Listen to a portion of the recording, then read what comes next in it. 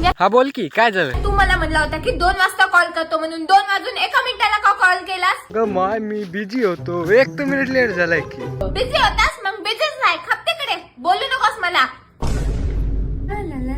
बापरे, मंगेशने त्या साक्षीच्या फोटोला लाईक केले. ह्याची तर हॅलो मंगेश. हा बोल की काय झालं आता? तुझं काय रे? त्या साक्षीच्या फोटोला लाईक केलंस आणि मी एवढे रील्स वगैरे पोस्ट करते तुझ्या नावाने, त्या रील्सला तुला लाईक करायला हात झिजून चालले काय? तुझा बोट झिजून चालले काय? थांब मी तिथं येऊ दे, तुझं बोटच कापून ठेवते. नाही हो माय, चुकून पड असं. जाऊ दे की, एवढी तेवढी एखादी लाईक तर होती की चुकून.